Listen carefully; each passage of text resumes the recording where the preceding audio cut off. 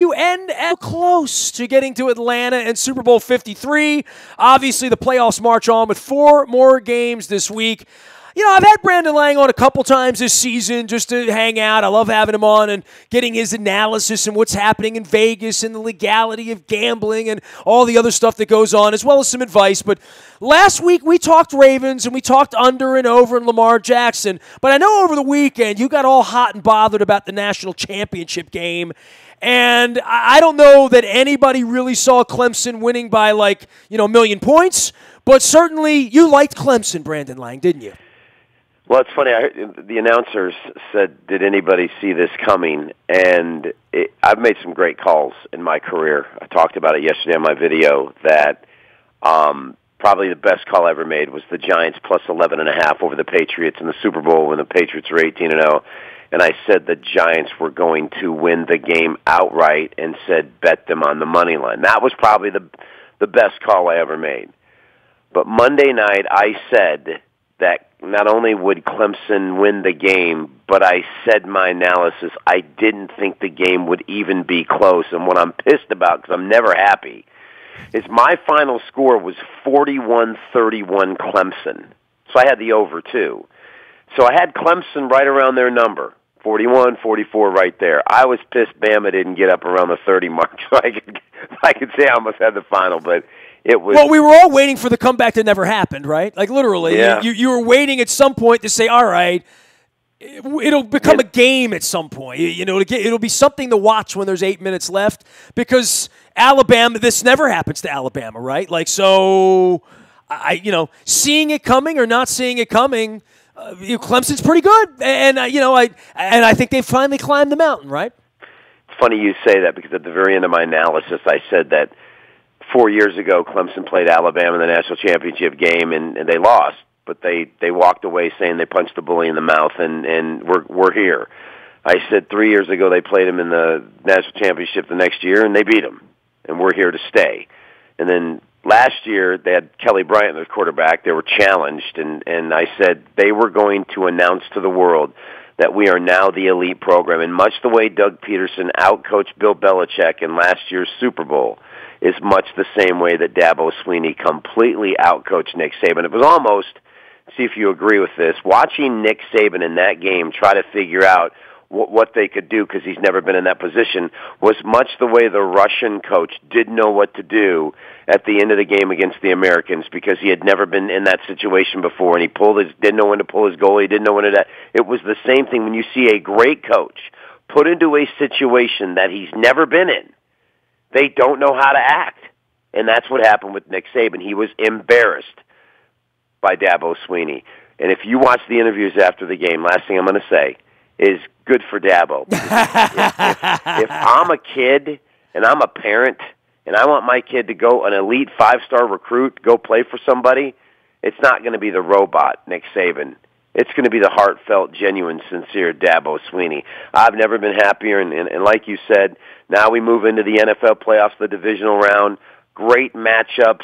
By the way, I've always hated Clemson, just so you know. My uncle went to Clemson and the Paul Prince, and we were in Maryland, and Danny Ford, and they were a bunch of cheaters back. You know what I'm talking about, right? So I was never a Clemson guy, but when they play Alabama, I become a Clemson guy. Amen. I've never hated Clemson. I just never respected Clemson because they cheated back at Danny Ford, and they were in the ACC, and then they sort of went away once Miami arrived in the ACC, right? So, and then Florida State. So, they sort of went away for a long period of time. They were not that kind of a factor in that way. And somebody's got to be the bully that takes care of Alabama lately. And I'm just glad it's not Ohio State because I got no use for them either. So there.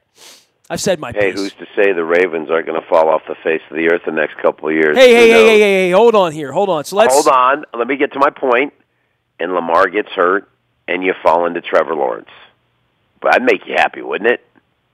We'd have to go 2-14 for that to happen, and that wouldn't feel good. I started saying that. I said that earlier in the week. I'm like, how bad would we have to suck to get him? Because every team in the league is looking at that, right? Yeah, you're exactly right. Yeah, they are. I mean, like, who's going to win that lottery? I mean, how? Remember the Colts getting Andrew Luck, and we were all like, oh my God, here we go again. And then he gets hurt, we forget about him, and then they're 1-5, and now. You got to figure them out in the early game this week going out to Kansas City. I'll tell you what, watching them play, there's something about momentum and the way they're playing the game and Frank Reich and sort of the divine intervention that took place there with Josh McDaniels not taking that gig and how good Andrew Luck really is and whether this is his time to shine or not, right? Well, I said that you have a lot of great head coach-player relationships in the NFL. A lot of head coach-quarterback relationships in the NFL, and they have to be so close and so on the same page. Right now, in my opinion, the best head coach-player relationship, quarterback to head coach, is Andrew Luck and Frank Reich, and the way they are just gelling together. But, they started off 1-5, but the loss to Cincinnati to open the year was kind of shocking, losing by 11. Lost to Philly by 4 in a game they could have won. Lost to Houston at home 37-34 in a game they could have won. Yeah, they got blown out by New England, bad loss up there, and then the bad loss to the Jets 42-34. Certainly could have been 2-3, maybe 3-2, but you're exactly right. For me, Clemson was a 200 dime release. I've now hit 7 of my last 8 with those, including 6 in a row in the NFL. This game is 200 dime winner, number 7 in a row in the NFL. It'll be up on the website tonight at midnight Eastern. That's how much I love this Colts-Texans game. Tell me about the NFC side of this thing, where we are on the Cowboys and the Eagles, because I think it's hard to like those two programs, the way they sort of backed in and twisted around, and neither one feels like a championship team, where we've seen the Rams look this way for almost 2 seasons now, and we've seen the Saints look pretty solid coast to coast and thinking that they're going to be a tough out at home. Make a case for either of these dogs on the NFC this week, Brandon. I can make a case for Dallas. You've watched a lot of football in your life, and the 2 things you have to have in the NFL to win on the road is you got to be able to play defense, and you've got to be able to run the football. Those are the 2 key ingredients in any NFL playoff game to win on the road. You want a reference? See the Ravens over the New England Patriots at New England. They always went up there and played them tough because of the fact they could play defense and they could run the football. And when you have such a huge advantage, which you do, for Dallas going into L.A., superior defense, superior running game with Ezekiel Elliott, and a defense that allows, close to 5 yards a carry. It's funny, Kansas City and the Rams are the 2 worst run defenses that allow most yards per carry. The difference is the Rams are different in the fact that losing Kupp, I think, has destroyed Jared Goff. Cooper Kupp was a huge receiver for him. On the reverse side, that Kansas City offense is unbelievable, and Indy's going to have to play the game of their life. But I think there's a clear-cut right side to that. So I think Dallas getting that 7 number, I think they're going to be really a hard team to blow out because of their ability to run football, use the clock, and defensively, that defensive line's playing out of their mind right now. I can go backwards here into the Baltimore San Diego game. We keep calling them San Diego, but obviously the Chargers came in, cleaned the Ravens' clock, did all the things, made all the adjustments defensively. Gus Bradley and Lamar kicked the ball around, and in retrospect, Vegas loved the Chargers last week, even on the road.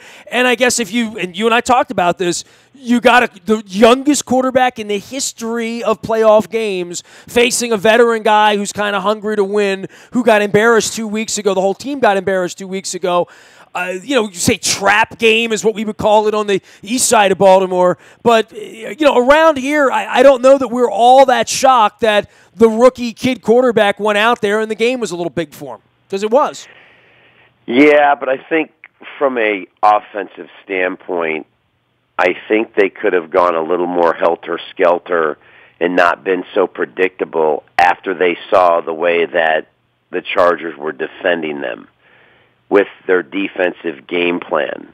You know, you can't run into a 7-8 man front. You just can't. And they just kept beating their head against the wall. And only when they started to let Lamar drop back and run around and do what Lamar does. Yeah, granted, San Diego was, I'm always going to call them San Diego until they get their own stadium. Until they went into somewhat of a prevent and was giving up yards playing the clock, did they start to get it going. But you could see that that's when he's at his best. And when you're predictable and you get behind, you're in trouble. So he had a bad game. I get it. The first half, they kind of let that game get away. But at the end of the day, I think the coaching staff is just as much to blame for how they approached the Chargers from an offensive standpoint with what Gus Bradley was doing on the other side. I find it fascinating that there was no Joe package, right? There was no notion. I mean, if you're not going to bring Flacco in down 3 touchdowns, you were never going to bring him in, right? So I find that to be a very, very curious decision that they'll live with forever. And, what is your opinion? You think Joe Flacco will go to Jacksonville and win 11 games next year, or go to Miami and win 9 games, or do you think that he will prove that he didn't deserve to be in the game on Sunday? Because they say he didn't deserve to be in the game. Yes, I do. Yes, I do. I think it was time for him to go. I think Joe saw the writing on the wall when they drafted Lamar. I think he knew it. It was there, and it was time.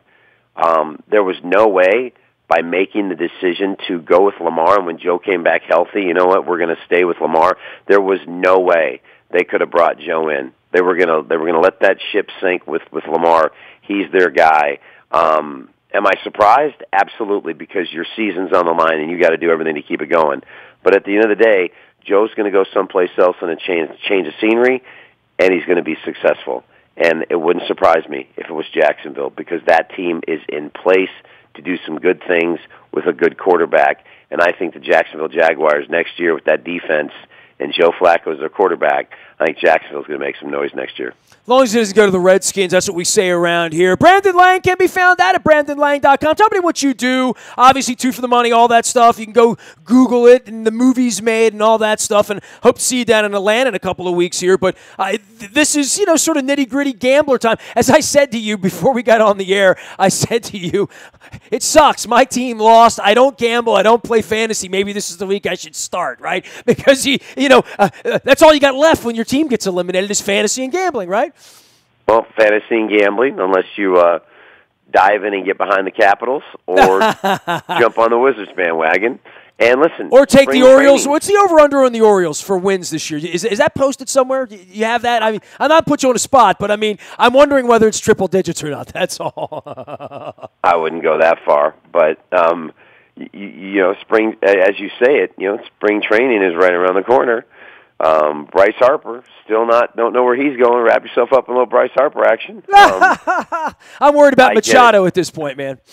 Yeah. We just want to know what night he comes back here so we can boo him. That's all. It's amazing that we live so much for the NFL that when there's so much excitement surrounding your team with their defense getting a home playoff game, you just didn't envision them losing the game. And you're right. There's a shock that you have to get over. There's a void. You almost feel empty. And I agree with you. For me as a handicapper, it's move on, get this weekend's winner out there, and keep this winning streak going. And that's what I'm paid to do. There you go, BrandonLang.com, the way to find him. And this weekend, and college basketball too. You're well delving into that this time of year too. That's going on a nightly basis. Hey, the Terps are winning, so we're watching all of a sudden, right? That was impressive. Down big first half, came back blowout in the second half to cover the number. For me, 24-9 college basketball run going back to last year. Last night went to the Missouri Valley, had Drake +2 at home over Southern Illinois. They won the game outright, 82-70. I've now rolled off 3 straight in college basketball. There you go. Going for number 4 in a row tonight. So I've always told people, for me, I love handicapping college basketball more than any other sport, and conversely, I'm in quite a groove right now. I mean, 24-9 is nothing to sleep on, and I got another really solid game going again tonight. So it's college hoops during the week. It's NFL playoffs, and of course we know it all leads up to the Super Bowl where I'm 23-3-2 with that selection. And you know me, I'm already parlaying my brain what matchup it could be, what the line could be. That's on my mind right now, and of course seeing you in Atlanta and going from there. So it's busy at BrandonLang.com. A lot of winning going on at BrandonLang.com, most notably by yours truly. But you're only as good as your last winner. Last night was a good night. Now I got to do it again today. Here he goes, Brandon Lang and BrandonLang.com. My pal, the Handicapper. We'll see him in Atlanta. You can find me out in the BuyAToyota.com audio vault 24 hours a day from anywhere in the world on your mobile device by downloading the TuneIn Radio app. We do come in crystal clear from anywhere in the world. Just find us, the BuyAToyota.com audio vault, there for you to listen to what you want, when you want, where you want. It's your WNST. I'm just hanging out talking to people. The morning newspaper delivers digitally to your email inbox. It's $1 down and $10 a month right now at Planet Fitness this week. To start the new year, go to planetfitness.com and planetoftriumphs.com to get all the inspiration you need to get in the best shape of your life. My wife's getting in shape because she's gotten through her cold now. So I'm back on the yoga mat, getting to Planet Fitness. There's Planet Fitness 2 blocks from my place. There's one right around the corner from you as well. Learn more at planetfitness.com. Laurel Park, they're racing this weekend. They got a beautiful sports bar down there, remodeled, refurbished, fantastic crab cakes, ice-cold beverages, and the games are on as well. Get on down to Laurel this week for the ponies. Learn more at Laurel Park and, of course, on the front of WNST.net, as well as in our morning newspaper. Any breaking news happens first on the WNST Tech Service. It's all brought to you by Coons Ford of Security Boulevard. And Dennis will be here on Thursday talking about said football games that the Ravens are not playing in. That happens from 3 until 5 on Thursdays. It is the SSV on WNST, also heard on Sunday mornings. I am Nestor. We are WNST.net, AM 1570, and WNST, Towson, Baltimore, and we never stop talking Baltimore sports.